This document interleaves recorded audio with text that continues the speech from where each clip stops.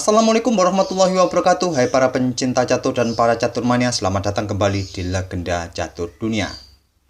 Pemuncak klasemen sementara bergeser kembali kawan setelah 2 hari Fabiano Caruana dan Daniel Bogdan menduduki klasemen. Tadi malam mereka tergusur karena kalah oleh lawan-lawannya. Fabiano Caruana kalah oleh kompatriotnya Wesley So dan Daniel Bogdan kalah oleh Alexander Grischuk. Dan 3 partai lainnya berakhir remis. Pagi ini kita akan ulas gamenya antara Wesley So versus Fabiano Caruana. Langsung kita ke atas papan. Wesley So pegang putih mengawali permainan dengan pion C4 pembukaan Inggris, dibalas dengan pion E5, pion G3 berniat Viajento gajah, kuda F6, gajah G2, gajah hitam C5, sekarang pion D3 untuk memberikan backup lebih di peta E4 dan membuka diagonal peta gelap bagi pengembangan gajah mungkin ke peta G4 nantinya, dibalas Caruana dengan pion C6. Kuda putih F3, sekarang pion D6 lanjut Caruana. Diagram seperti ini terakhir dimainkan oleh Anish Giri versus Viswanathan Anand dalam permainan Blitz di Tata Steel Blitz di India tahun 2019 lalu. Di mana di langkah berikutnya putih memainkan kuda ke C3 dan permainan dimenangkan oleh putih atau Anish Giri waktu itu. Tapi di sini Wesley So memilih variasi langsung rokade pendek, Fabiano juga melakukan rokade pendek. Di langkah ke-6 ini kawan, kita temui diagram permainan baru yang belum pernah dimainkan sebelumnya. Wesley So melanjutkan pengembangan kuda C3, pion A5 lanjut Fabiano Caruana ingin mendapatkan penguasaan ruang lebih atau persiapan untuk menghadang pergerakan pion A3 yang kemungkinan akan dilanjut dengan pion B4, dan di sini Wesley membalas dengan pion D4 menantang pion pusat hitam. Tantangan diterima, pion E pukul pion D4 dipukul balik menggunakan kuda, selanjutnya pion A4 terus merangsek ke area pertahanan putih di sayap menteri. Wesley So melanjutkan dengan menggeser beteng ke B1, persiapan pion B4 di langkah berikutnya. Jika dipukul balik oleh pion hitam menggunakan empasan akan dipukul balik oleh pion A, dan selanjutnya struktur pion di sayap menteri akan tetap solid dengan 2 pionnya nanti. Di sini hitam atau Caruana menggeser beteng F ke E8. Pion E3 memperbaiki posisi struktur pionnya, juga memperkuat posisi kuda di peta D4. Dibalas dengan langkah menteri ke A5. Menghindari atau mencegah pergerakan pion B4 nantinya, dibalas dengan langkah gajah ke D2. Persiapan kawan untuk memberikan discover attack bagi menteri hitam. Di sini Caruana melanjutkan pengembangan gajah G4 menyerang menteri. Ditutup oleh pion F3, selanjutnya gajah mundur ke H5, dan di sini kawan kuda lompat ke E4 oleh Wesley So. Lihatlah kawan, permainan Wesley So ini di langkah ke-14 sudah membuat repot Caruana dengan 3 serangannya sekaligus bagi para perwira hitam ini.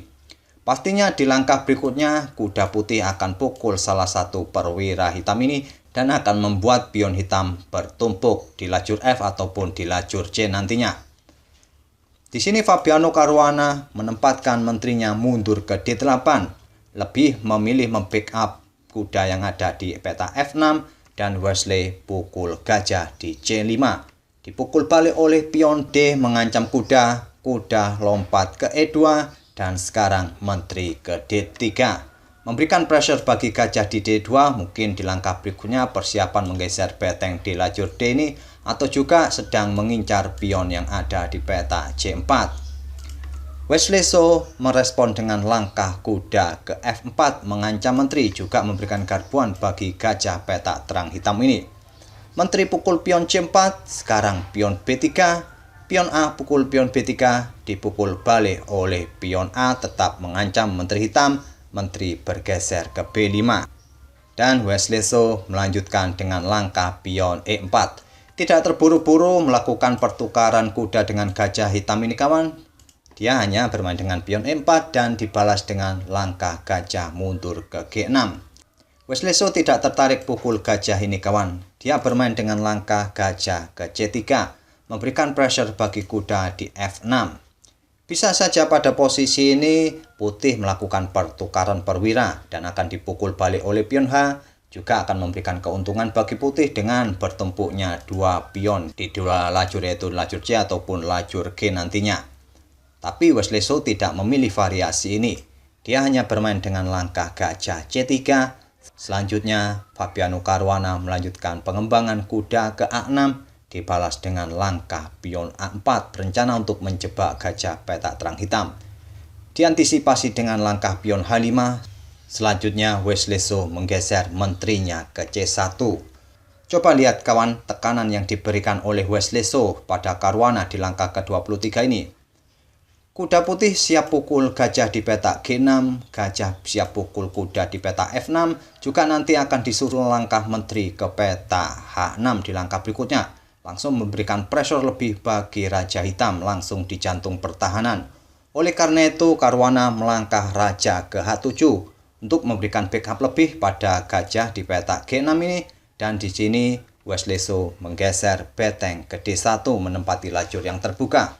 Dibalas dengan beteng A ke D8 menantang pertukaran, tantangan ditolak, Wesley memilih langkah menteri ke petak B3. Tentu ancamannya jelas, mengincar kuda F6 dan memenangkan satu pion di langkah berikutnya. Fabiano Caruana bermain dengan pion C4. Untuk membuka akses bagi menterinya untuk bergerak ke sayap raja bila diperlukan nanti. Di sini Wesley langsung pukul kuda dengan gajah di F6. Dipukul balik oleh pion dan dipukul balik oleh menteri putih. Ancamannya jelas, beteng siap beradu dengan beteng hitam dan akan memenangkan satu beteng nantinya. Juga ancaman lainnya adalah kuda siap pukul gajah di petak G6 ini. Caruana terlebih dahulu menukarkan betengnya dengan tempo skak, dipukul balik oleh beteng putih. Sekarang menteri ke C5 skak. Kenapa kawan pada posisi ini hitam tidak berani pukul pion yang ada di petak B3 ini menggunakan menteri ataupun dengan pion? Apa salahnya jika hitam melakukan atau ambil pion putih di petak B3 ini? Coba kita lihat dengan langkah pion C pukul pion B3. Pada posisi ini putih akan pukul gajah di petak G6. Jika dipukul balik oleh pion selanjutnya menteri ke F7 skak, bisa saja kawan di langkah berikutnya putih memenangkan beteng di petak E8 ini. Tapi jika raja bergerak ke petak H6, ancaman skak mat bisa dilanjutkan oleh putih dengan menteri ke F4 skak. Jika raja bergerak ke baris ke-7, beteng bersiap untuk melakukan skak kembali di baris ke-7 nantinya. Jika ditutup dengan pion G5, selanjutnya menteri ke F6 skak, raja ke H7, beteng D7 skak ditutup oleh beteng dan akan tetap terjadi skak mat juga. Oleh karena itulah pada posisi seperti ini tadi, Fabiano Caruana tidak tertarik pukul pion B3 ini. Dia menggunakan waktunya atau temponya dengan melakukan skak terlebih dahulu dengan menteri di C5. Nanti agar menterinya bisa bergerak untuk ke sayap raja atau beradu dengan menteri putih nantinya di peta E7. Raja bergerak ke peta H2, selanjutnya menteri hitam ke E7 menantang pertukaran menteri. Tantangan diterima, menteri pukul menteri dipukul balik oleh beteng. Selanjutnya pion pukul pion C4 balas Wesley So. Wesley So unggul satu pion di langkah ke-31 ini. Raja hitam bergerak ke G7, gajah putih ke H3, mungkin persiapan di langkah berikutnya mengadu beteng di lajur D, dan dibalas Caruana dengan langkah kuda ke C5 untuk membackup peta D7. Beteng bergeser ke D6 memberikan pressure bagi gajah di peta G6, diantisipasi atau diblokade dengan langkah pion F6. Kuda putih lompat ke E6 skak, dipukul oleh kuda hitam, dipukul balik oleh gajah putih, dan persiapan untuk mengadu betengnya nanti di peta D7 diantisipasi dengan langkah gajah ke peta E8. Pion C5 lanjut Wesley So, gajah ke F7 menantang pertukaran, ditolak dengan gajah ke peta C8 untuk memberikan pressure bagi pion B7. Mungkin di langkah berikutnya tetap akan mengadu betengnya di peta D7. Caruana melangkahkan betengnya ke E5. Silahkan pukul pion B7 ini, nanti hitam akan mendapatkan pion di C5. Wesley pukul pion C7, Caruana pukul pion C5, selanjutnya beteng pukul pion C6. Sekarang Wesleso unggul 2 pion. Beteng bergeser ke B5 mengancam gajah, gajah ke A6 mengancam beteng, beteng ke B2 skak, raja ke G1 dan gajah hitam ke E8 menyerang beteng, beteng turun ke C5 dan raja hitam ke H6. Raja putih ke F1, gajah hitam ke D7, gajah putih ke peta E2. Persiapan kawan memberikan serangan bagi pion di peta H5 terlebih dahulu mendorong pion di lajur F ini nantinya. Dan juga memblokade ancaman dari beteng hitam ini kawan agar raja bisa melintas maju ke depan nantinya. Di sini Caruana merespon dengan langkah gajah mundur ke E8. Raja putih ke F2, beteng hitam naik ke B3, masih memberikan batasan bagi raja agar tidak berani melintas ke depan, dan beteng putih digeser ke D5. Persiapan mengadu betengnya nanti untuk memblokade serangan beteng hitam di baris ketiga, raja pun bisa melintas ke depannya. Beteng bergeser ke A3, gajah naik ke D3, raja hitam mundur ke G7, raja naik ke E3, dan beteng kembali ke B3. Raja putih pun akhirnya bisa naik ke F4. Beteng hitam ke B4, beteng putih ke C5, gajah ke F7 dan beteng naik ke C7 mengepin gajah.